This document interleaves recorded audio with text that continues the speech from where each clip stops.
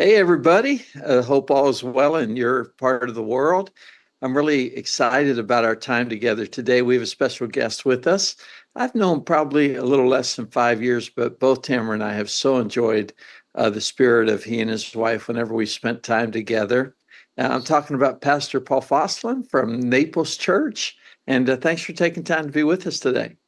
You're welcome. Thanks for having me. Appreciate it. Uh, Well, first of all, I want to say I'm glad the hurricane stayed west of you guys today. And Yes. we're praying for the people in Florida it's bearing down upon at the moment. But I think you and I first might have heard of each other from the whole hurricane situation. I think Gerald Brooks might have Right. connected us, and we had just gone through Hurricane Harvey, and we had Convoy of Hope and Samaritan's Purse operating out of our parking lot. They did such an amazing job. And then you guys were getting ready, and you were kind of forming your strategy, I think, at that time. And then you guys graciously consented to host our annual Significant Church Conference. And the pastors who went to that know you guys served us so well. And that's what we're going to talk today. We're going to talk about, uh, nurturing a culture of service within your church, because it doesn't just happen. People have to be mobilized. People have to be trained. People have to be nurtured. People have to be cared for. They have to be led through the seasons of life. So I look forward to talking about that. And maybe, Paul, today, first of all, I just want to say, if you're new to Significant Church, that our goal is to help pastors find resources they know they need through relationships they absolutely enjoy. And when that happens, we start reaching dreams, we start exceeding dreams. So that's our goal. We count this as our lunch appointment. We promise to bring leaders on that you'd love to go to lunch with, because they're going to make you better whenever it's over. So maybe this is a good starting point today. Talk to me about, can you think back to those days when you were overwhelmed with how am I going to get all this done? Oh yeah. I mean, when we started the church 25 years ago, we did it all wrong. There weren't back then. It was you stepped out by faith and you just did it. And so was my wife and I. So everything was overwhelming.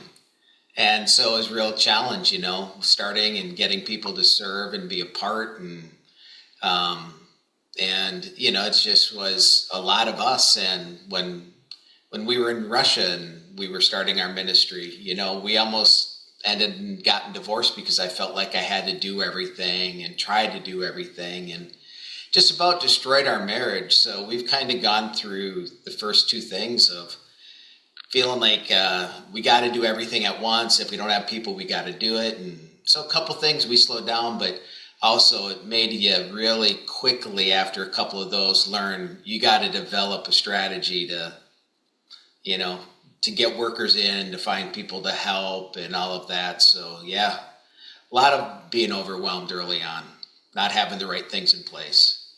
And, I've seen the challenges change over the years. Like, uh, I wasn't really a pastor at this time, but I remember the early days of when churches like ours started.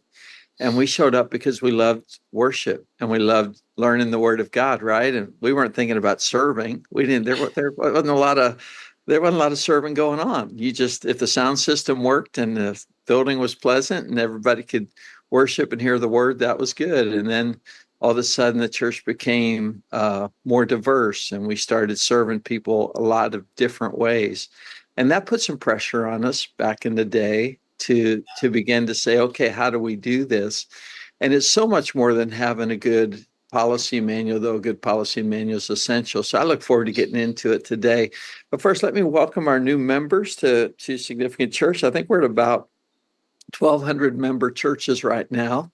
And look forward to you guys finding people in your region, because it's not good to live isolated. It's good to find people you trust and to let iron start sharpening iron. But here's some new members today. David Carringer from Client Ministries in Nixa, Missouri, in North Carolina.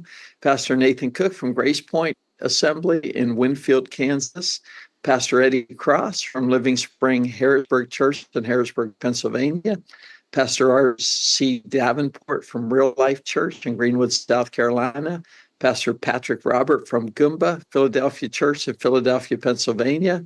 Pastor Nestor Miguel from Bronx Church and Pastor Tobin Jackson from Trinity Baptist in Oklahoma City, Pastor Wilfredo from Community Disciples of Christ in Miami, Pastor Nathan Shearer from Yanush Assembly of God in Tuscaloosa, Oklahoma, Pastor Scott Steed from Christian Cross Church in Alida, Ohio, Pastor Aaron Summers from First Baptist Church in Crowley, Texas. Now, these international members, Paul, I know I'm messing up their name. Did I get yours right or did I get it wrong this time? I've gotten yours wrong once. Foslien. Is it lean? Yep, Foslien? Foslien. Okay. So I was a little bit insecure because I gotten it wrong once. But let me apologize to these guys in advance. Pastor Gaba Allen from All Believers Church in Kampala, Uganda. Pastor Nathan Malungo from Good Hope Life Ministries in Moist Bridge, Kenya. And Pastor Asan Sahatra from Apostolic Charismatic Church in Islamabad, Pakistan. So I want to thank you guys. I want to give just a partner shout out for people whose prayers and whose ministries are making a difference and helping pastors not live isolated. Pastor Buck Eaton, I knew him back in my days at Lakewood. He started attending Lakewood under my father-in-law, John Osteen. He worked in the financial service industry at that time, a prominent Wall Street company for lots of years. But at age 40, God called him to pastor, and he's pastoring Sweetwater Church in Sugar Land, Texas. So, Buck, thank you for what you're doing for pastors. So, Paul, I put my thoughts in three areas. You're welcome to add 4 and 5. I don't think it's complete. This is just what I thought about. But I like alliteration if it helps me remember things. And this time we happen to have it. I don't always have it. But nurturing a serving culture to me requires 3 things. Number 1, establishing a serving mindset, which isn't easy. That takes time. Number 2, creating a strategy to mobilize people. And then number 3, overseeing team maintenance. So if we do one of those without the other, I found over the years that it just doesn't work really, really well. So talk to me about the first one. How did you establish a serving mindset in the life of your church? Yeah. Can I just kind of touch on one quick thing in a different area first, just about serving pastors and what you guys have set up? Sure. Just 30 seconds. I love how you guys are doing things and helping each other and serving pastors, because when we started our church a year and a half, we were a year and a half, and there was a guy in our church that had embezzled $80 million. And the SEC came in and shut him down. And then, and he had given us some money for a building. But it wasn't like he didn't give us all this money, but they came after it, and they came after everybody. And we were in that lawsuit for 5.5 years. And being even a part of a different organization and all of that, can I tell you, not one person came and called and helped us. And we had to go through it all alone, unless I reached out and just tried to get some advice. And, and that's why I love what you guys are doing, because you're serving and helping pastors through things. And so I just I know that's such a big part of Significant Church, and just the importance of that with one another. So I just wanted to throw that out, how much just I appreciate having and knowing there's a network of pastors that can find help in different things. And so, yeah, and I just want to encourage guys, like we started, Paul, and because we were on a call the other day where with the local connectors, we're going to Zoom, we're going to stay in touch, we're going to try to help each other. And we know we're always there in a crisis, right? We've got time. You can't do that for everybody, though. So, but the networks need to be set up to nurture the call of pastors and to be there for pastors in critical times. And just some of the things I can tell you that I've enjoyed so much is walking with a pastor who found out his son was in a lifestyle, and he felt enough love to confess it. And we prayed and we wept. And now that son's his assistant pastor, married, has kids, just beautiful. That's right. awesome. Yeah. Another person, and this happened a lot, honestly, another person, his father-in-law raised him up as a youth pastor, gave him the church, and then there were just differences, and it affected his daughter. And just seeing pastors come together, and these are things, I'm not going to say any names, obviously, but these are things that there are real issues in the life of pastors, and they're not all church growth. I mean, some of them are. We Yeah. want to empower people so their churches do better. I know I needed that early in my life. I need some friends too. So anyway, well, thank So you for true. being with us, and thank you for Yeah. saying that. Yeah. Yeah. So So yeah, establishing a serving mindset. I know it was something for me to. I really had to sit back and think about it. yeah, one of the things that we've done to do that mindset, at least over the years, I just always try to interweave our core values in the messages. And I always liked what Martin Luther said: a religion that gives nothing, costs nothing, and suffers nothing is worth nothing. And, so I always try to tell our church the why, because, and that just goes back to value, the core values. As values influence and guide our behaviors, our activities, and our focus. Values define our identity, values define our choices, and they're really the compass, that internal compass that guide us in life. And so as a church, this is something that I interweave all the time with establishing the mindset of serving. Is, we have 5 core values that we identify that help us, determine our compass and all that. And, one is just what we call go outside. Second is authenticity. Third is mi casa es su casa. And number 4 is everybody does the dishes. And number 5 is a safe place. And so my church will hear me always talk about number 4, everybody does the dishes. And what is Thanksgiving when only mama's doing the table, cooking, doing, I just use simple examples how, so many times just, when we all do our part, no matter if it's cleaning, cooking, but it's when everybody does their thing, and we just say, everybody at Naples Church does the dishes. And so I just constantly reinforce that to get them to go into start here and then our, growth track, and to get them involved. So it's just kind of a way that that I just try to always communicate and just put it in messages, to just establish that mindset over the years. Yeah. I think what you said that's really important is that it's not all systemic. In fact, the systems Yeah. don't really work until you establish a spirit where you and the people are connecting and we're getting this. And I have a thought I want to share about that later, but I didn't start my church. I took over a church that had 80 families, and there were probably 20 leaders of teams that were in those 80 families. So the pastor before me actually trained some people really well. I had a committed nursery leader and children's leader and youth leader and intercessory prayer leader, somebody who ran the sound, even somebody who cut the grass. So I'd have to go cut the grass before service. Now, he didn't have much of a care system. All the care came on me, and I had to figure out early how to start care families if I was going to pray and minister God's word at the level that I felt like the church would start Right. having some momentum and growth. But I met with the leaders once a month on Saturdays, and it was really common that they would come to me because of 2 things. Almost every Saturday, there was somebody who'd want to resign out of those 20. It wasn't every Saturday, but it was a lot. And there were 2 issues. Number one, they just felt inadequate. Yeah. Serving people can be hard. And if you're doing it for free, per se, I know we do it for the Lord, and that's a great pay in heaven one day. But there's no compensation to it. There's no reason they have to show up, especially if they're a young Correct. Christian. They don't get that. And so if you feel inadequate, and then as your family issues change, one of the first things that slide is the commitment that you make to serving. So we'll talk about more about that when we talk about how you have to have a maintenance program for your Yeah. people to continue to serve. But I realized that we had to change the mindset, because basically these 20 people were enjoying ministry and the rest of the people were enjoying being served. And so I think in a lot of churches, the pastor's the one feeling that, but your people feel that too if you don't get this right.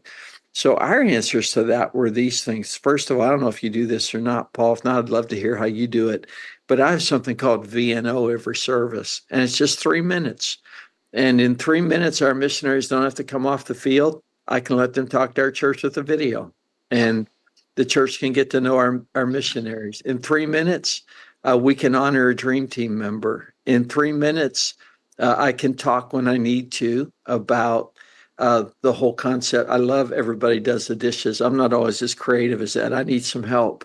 But a lot of people in the old days would teach on giving during the offering. And you can do that in a time like I started this year teaching on just financial stewardship. And Right. one of the things the young couples enjoyed, because I found a money milestones course, was a lot of them had never thought about using their tax-free 401ks and letting tax-free money accumulate. They were Right. focused on paying off their mortgage, and it just kind of made them think twice. But I think using that helps a lot. If you use that, just 3 minutes of service and make it a variety of things, so people want to be part of the family where we're asking to do the dishes. I think that's a critical thing. So of course we all have next step classes, and I think I Yep. think those are helpful. But to me, it really does start with the spirit of it. How about the second thing, creating a strategy for mobilization? What do you guys do, Paul, in that area? Well, you know, just to take a tail end off what we were just talking about, just this week we had, about creating that culture and mobilization and just getting people in. We always have said, and you've heard this, welcoming and serving begins, those that are parking from the time they come in. And we literally had a new church start next door to us that is kind of similar to us. And 2 weeks ago, a father with his kids went into that church, and couldn't find the children's area. Nobody said hi to him. Nobody welcomed him. Literally nobody at all. He just kind of wandered and tried to figure it out. And he stopped and he said, I'm going to go to the next church, which was ours. And he came in, and this is what he told our children's pastor afterwards.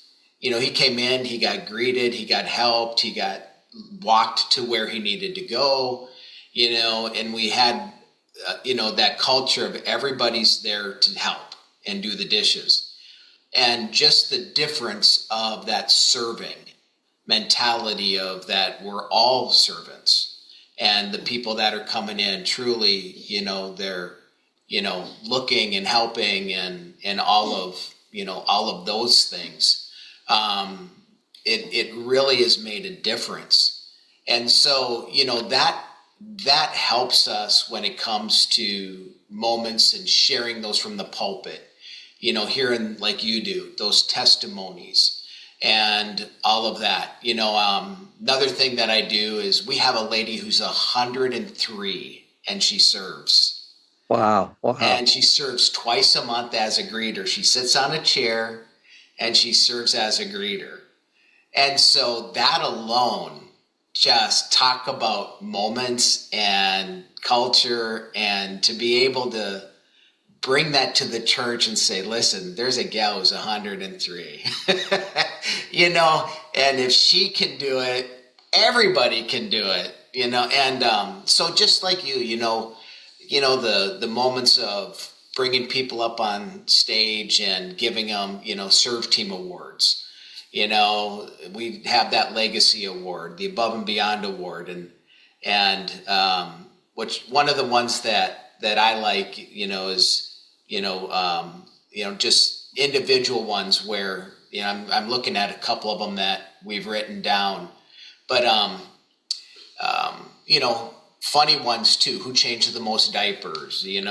Most coffee spilled cleaned up, and but we have one which is our vision, a place where love works, and then we just have I Love My Church award, and we just constantly talk about that. It's an attitude, it's a heart, and it's not the building. And so just taking these things and really just trying to always make moments from them.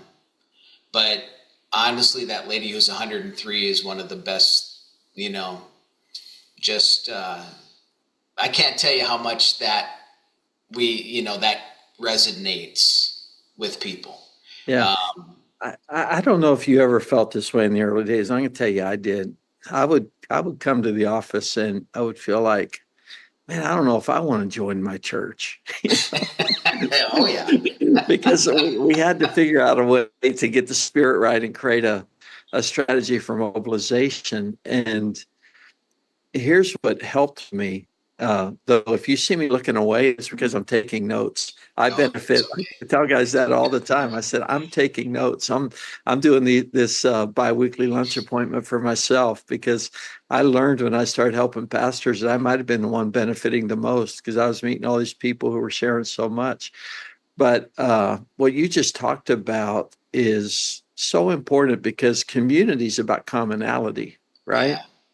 One of the things, Tamara, I loved when we met you and your wife is that there was a real healthy, what I call honor honesty equation with how you guys related to us. And I like people who are that way because if there's a lot of honor and there's not honesty, it's not long till somebody's getting abused, you know? Yeah. And abuse might be a strong word, but certainly ignored, neglected, whatever, because it's not until everybody around the table can speak that we have a full perspective and we learn how to serve each other. And so you guys were really honoring, you were sweet as could be. And then there's just honesty. And it was just, when I see that, it always makes me stand back and take notice because I'm not that smart of a guy. But if I can get in a room where people feel free to be honest with each other in an honoring way, in a way where what it feels like at the end matters more than who's the smartest guy in the room. It matters more Right. than, if you Yeah, can I get that, do. you can build a good marriage, right? You can build a good family. And I think some of what I hear you saying that wasn't in any of my notes today, but as you were saying that, I was feeling that same thing. And that is that it starts with that, It where really you does. realize that people, if they're going to make an investment, they want to inherit something. They want something out of that. And that's true when you and your wife meet. That's true of everybody who joins our churches. So I think a strategy for mobilization really does start with helping our people see the why, of why we do what we do. And I put this in my notes that first of all, we help people see our why it matters for us to do this together. So, I coached a select baseball team. I kind of got, uh, I don't know. Michael was 13. He and his friends ganged up on me and asked if I coach a traveling team. So it was a lot of fun. It was a lifetime memory. The truth is, but, bringing the parents together, what they wanted to win, and their kids Yeah. started 0-13. So you'd have a parents meeting, and they made it to the AAU national championship by the time we were Oh done. wow. But it was a lot of hard work, and it Yeah. was a lot of getting people to see our way versus just my way. And it's true in the church at all as well. And a VNO helps with that. And then once they see our way, then I think we help them see their way. And Yeah. Rick Warren shared this, maybe everybody's heard of it, but it really helped me. He said everybody has a unique shape, Yeah. which means they have spiritual gifts that are unique. My wife's gonna be real merciful towards somebody. She's gonna feel what they're going through. I'm gonna want to encourage them and feel like I helped them. Uh, both gifts are vital, very different. Yeah. Then we have a heart for things. If I wasn't a pastor, uh, I'd probably start in a preschool and I'd want to be a small group leader. And I'd want to be my kids' friends' small group leader until they graduate high school. That's probably what I'd do in a church because we all have hearts for something. But if you put me on the cleaning crew, you probably think everything was dirty.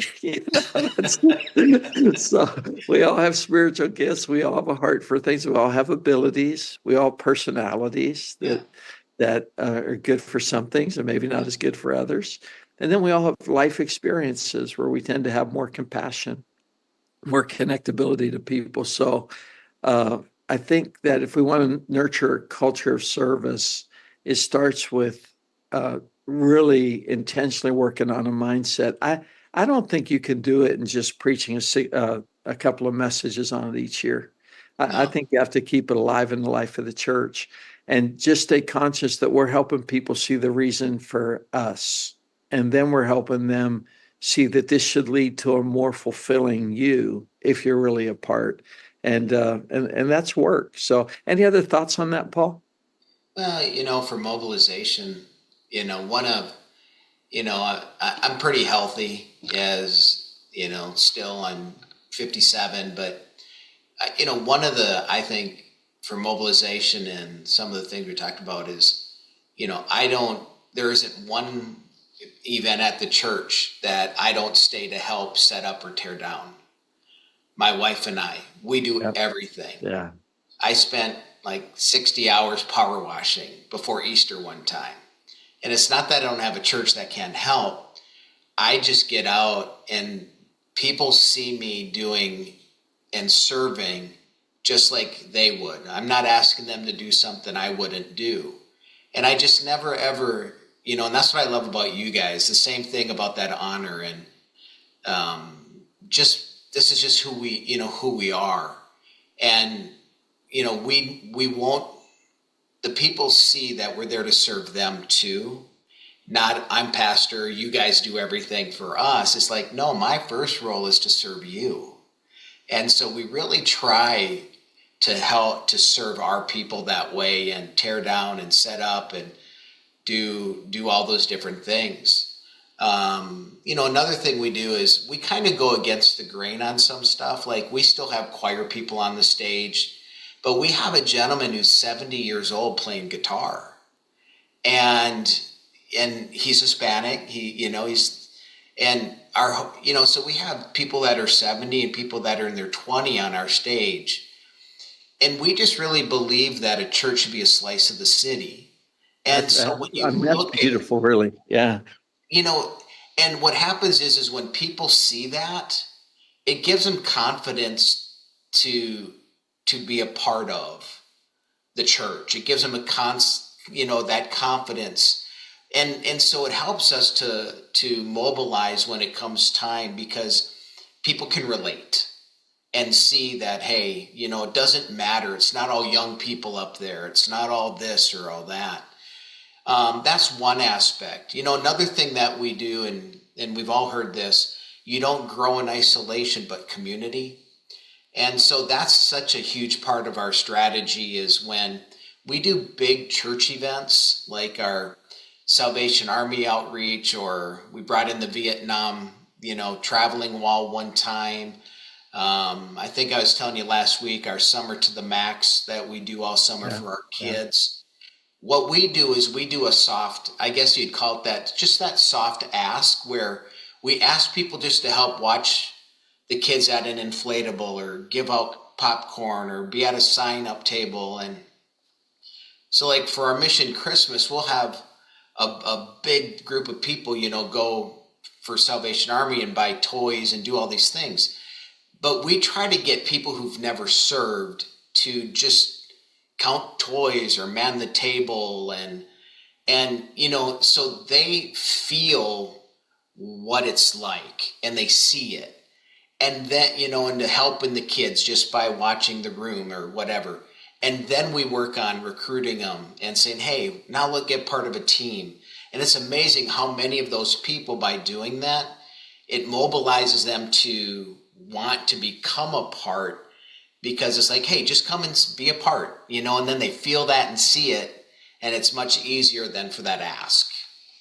Yeah, that is so good. I mean, I've heard people talk about soft asks in terms of like greeters and ministries that are easier for people when they start. But that's really good, like at a serve day or something like that. I made a note about being more conscious of the self ask, because what happens, you kind of motivated a couple of thoughts inside of me. But when Paul spoke to the Ephesian elders, he said, it's Jesus himself who taught us it's more blessed to give than it is to receive. I mean, Yeah. Jesus taught us that. Yeah. So I'm totally with you on, I mean, you can't be at every event. You're not omnipresent. You can't be at every person's event. You can't be a part of every ministry because there's way too many ministries going on. But you can be the pastor who, what we do after church is I'm in my spot, Michael's in his as people leave. And we stay till the last person leaves. but we have a staff meeting right after church. So what that means is there's like a 20 to 25-minute window, which is appropriate for anybody who'd want to talk to us right after Right. church. And then after that window, we have to meet with our staff. That way we don't have to, if there's somebody who's asking for inappropriate care in the moment, you kind of you have a natural out with that. Yeah. But just wanting to stay and wanting to hear their stories and wanting Yeah. to do their best to serve them, that does something on the inside of you. When you were talking about, I remember I came to work day. We were we were moving from our little sanctuary into a gymnasium, and one guy told me to go home because he said, "You need to raise money and you're hurting my nail gun." So I gave him his nail gun back, but I tried to find something else to do because you're right. You need to be there. And the people need, if they don't feel how much your heart is to serve them and their kids Yeah. and their family, then that's for sure. That's Yeah, not I a good get yelled at too. It's like, Pastor, just let us do it. They're like, just, but at least they see I want to. Yeah, well, I told the story during the offering, and I think he raised money inadvertently, right? I don't know.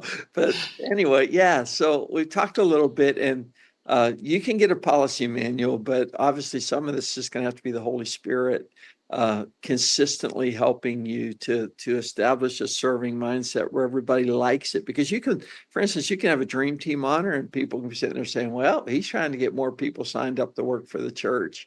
And people will disconnect, not because it's not the right thing, but they don't trust your motive. So Yeah. you have to really work hard at creating that servant mindset, and then at True. doing what's necessary so people see that why our way is important, but then their personal part is important as well as we mobilize. Here's a final thing I thought we'd talk about today, and that's just Sure. overseeing team maintenance.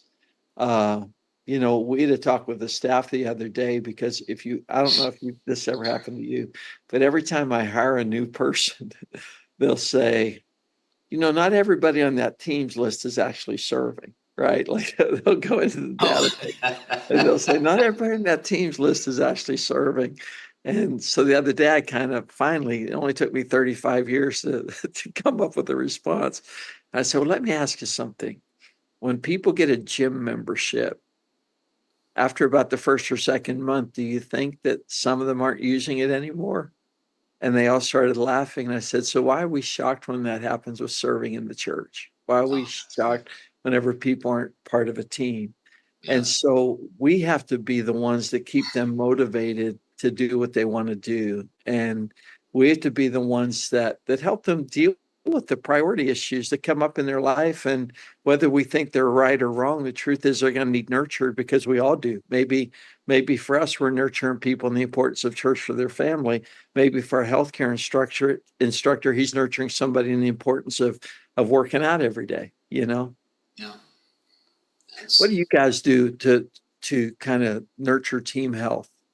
um, you know, one of the things, I guess that, again, it kind of what I just really teach from the pulpit and talk to our people. Well, really two kind of, one thing is we have a phrase, serve one, attend one. Yeah. And only because, we have multiple services so we can, but to maintain that health is, we really try not to, we really try to make sure people are getting into service and staying connected, along those lines, staying healthy, keeping the right priorities, in place that um, you just can't give and give. And I know your heart's there, and try to protect them from themselves also at times.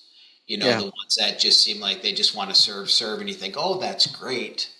But you got to, we try to protect them from themselves and just say, hey, take a break. We'll literally have people just, hey, step down for a month. If a lot of it is training our team leaders to be aware of what's going on in their people's lives. So if they see them stressed out, give them a break. We try to, from the top down, teach priorities. It's God, then it's you. And I know, and I heard that years and years ago, and we've just really tried to focus on that God's got to be number one, but then you need to take care of your health too. Not you in a selfish way, but you to stay healthy so you can continue to, be fulfilled and give back and help.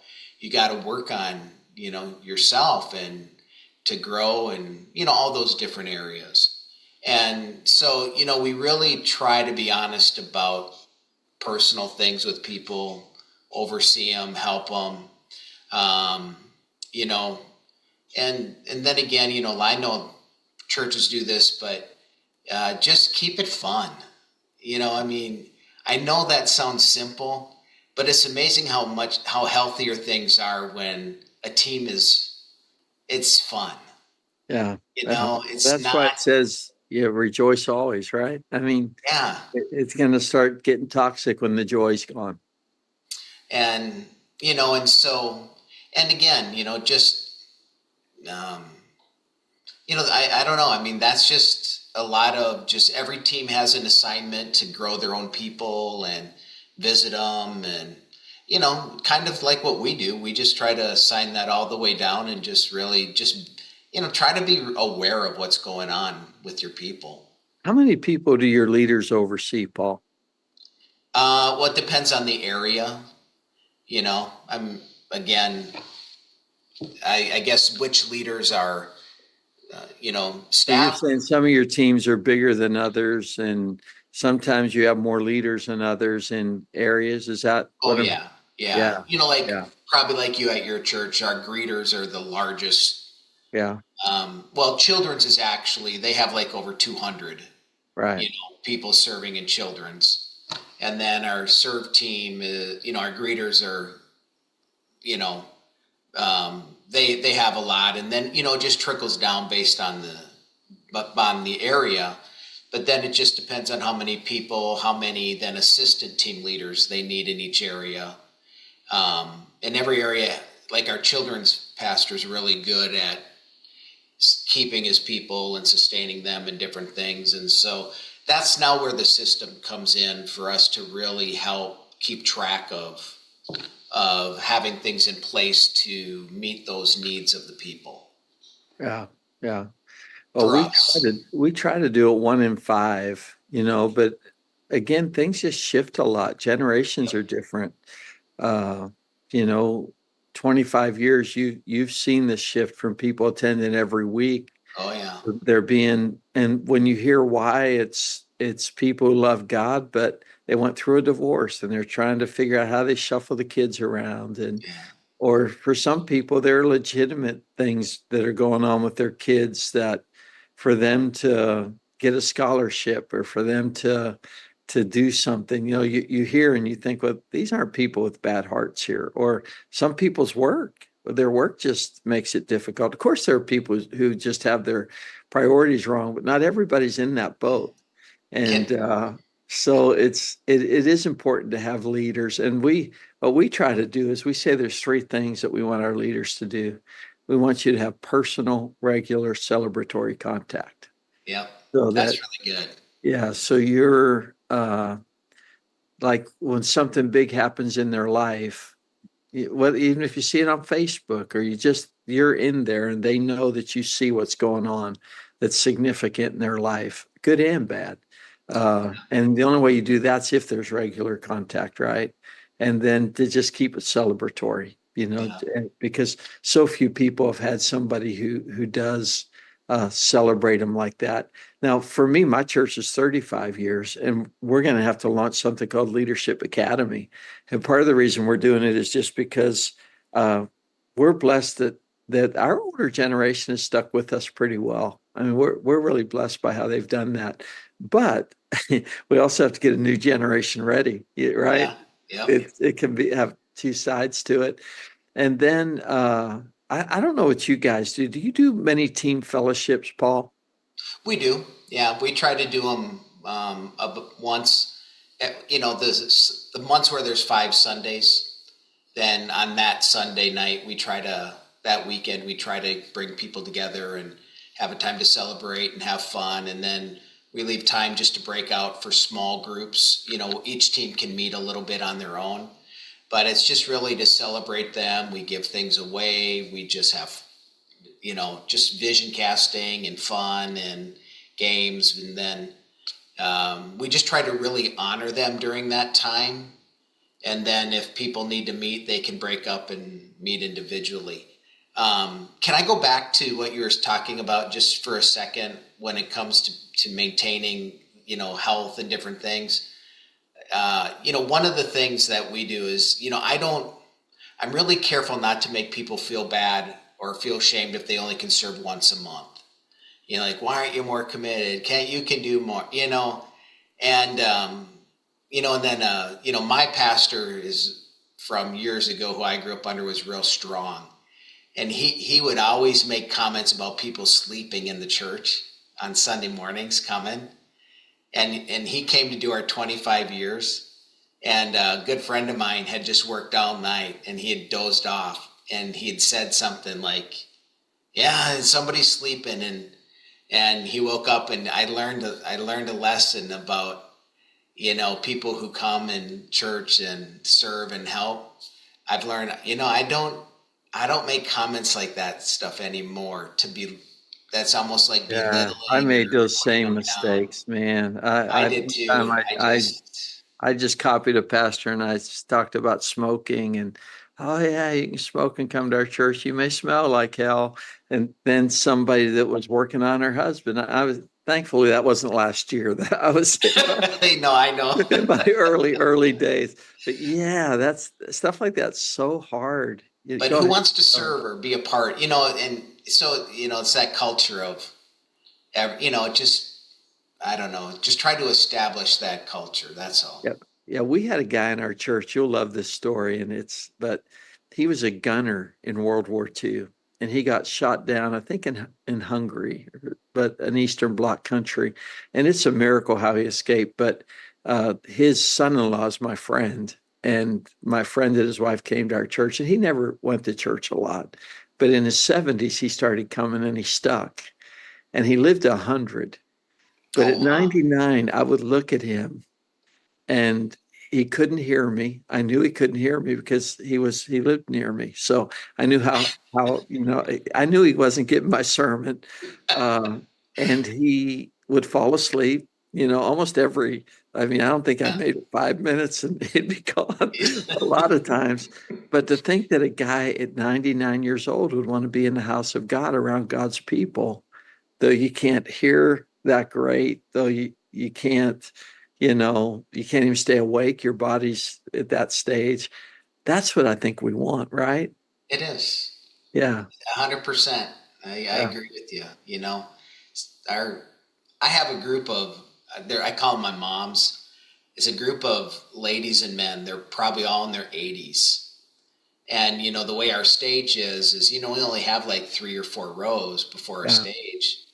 And there's one service, all that older generation sits right there, right in front where the sub is. And, and it's just to honor them. It means a lot. I agree. You want those people there as part of the legacy and heritage for the younger people to see and worship. So yeah, I agree. You want them there.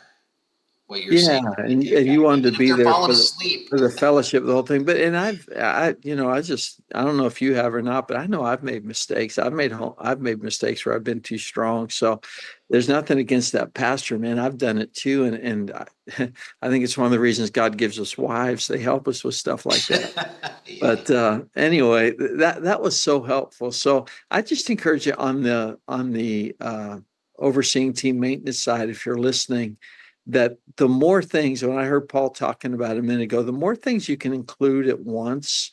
And I'm sorry, I had a little ADD moment. How often do you have those meetings, Paul? We do them on the months where there's 5 Sundays, So yeah, about 4 times a year then. 3 or 4 times a year, Yeah, we do depending them how it three. falls. Yep, we do them 3 times a year. Yeah. And the more things you can combine. There was fellowship involved there. There was small group activity in what you defined. There was a little bit of vision casting. But the more, I think the more you combine, the more people are going to want to come. We add food to it. Yeah, we do too, because it's hard to get. It's tough for people to get there on time, and if they get there, they haven't eaten. So we always have food like you do.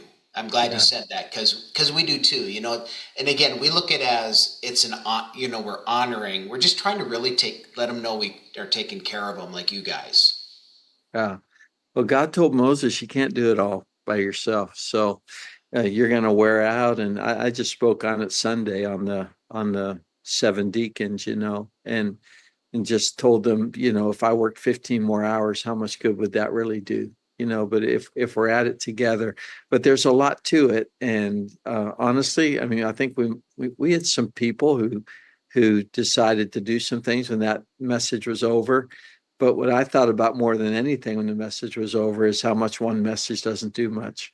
It has to be Yeah. within your system, and how it has to be something we just keep on doing. So, Yep. well, hey, in 2 weeks, we're going to have a guy with us who's going to talk about guiding our church through the election season. If you have, unless you're in 100% red state or 100% blue state, there's a lot of passion in people's hearts, and not many of us are. So let me tell you a little bit about the guy. He started out as my media director in the 1990s, ORU graduate. And I went in there and he had a picture of Ronald Reagan in his office and told me he felt called to the political world. And I thought, well, that's real nice. But he's our U.S. Congressman today, and Wow. still a church member after all these years. And so it's going to be somebody who he and I talk together and we try to do the best we can. And that's not easy to do in today's world. So if you have any questions, email them to me because I'd love to hear any thoughts you have or any questions you'd want me to ask him. I'm going to listen to some things to try to ask some really insightful questions and to use this time well. But you might want to let your friends know. And let me just encourage you, if you know somebody this would really help, if you'll share it, because I know people are really, really busy, and we're all looking for routines in our life that are good for us. And that's one of the things we're trying to do at Significant Church, is try to fit into people's routine and to be a blessing within their routine. So if you have a friend, let them know, and we do this again. So it can be like a lunch appointment. We get to go out with people, maybe they're not in our proximity. We don't always have access to this, and we hope it was helpful to you today. Paul, anything you want to say before we close today? No, it's just I appreciate you asking me, and it's an honor to be able to be a part of, you know, the organization, and it's just an honor to be able to. Hopefully, some of the things we talked about helped a few people. So, thank you for letting me. Well, I know I got help. So this is one person for sure. And thank you for taking the time to be with us, because I know how busy life is, and how busy things get. So thanks so much. And again, we hope that hurricane, I know it's going to hit on the north side of the state Yeah, from what I've seen. But we're praying for those people because hurricanes aren't any fun. I think I saw it was going to get to category 4. Is that right? yeah, yeah. Yeah. I think that's the last I saw, somewhere 3 or 4, and but you know they can intensify too. So it's you know, we've been through 2 4s ourselves, 4 and 5, and Yeah, that it's not last one really fun. devastated Sanibel Island Oh and yeah. up into Fort Myers. It was I had no idea. I'm from Pittsburgh. We don't have hurricanes in Pittsburgh. So until I lived through one, I didn't realize how much they could do. But hey, all you guys, thank you for being with us today. And no, we'll be praying for you this weekend as you take your pulpit. And man, never give up on God's dream on the inside of you, especially those of you in the early days. Don't despise the day of small beginnings. If it's nurtured well, it's going to grow into something that exceeds what you're hoping it'll be. So that's our joy, to walk with you through the struggles and to be there in the good times, to shout with you. So give it all this weekend, and thank you for being with us. We'll see you in a couple of weeks. Paul, thank you again. You're welcome. Thank you.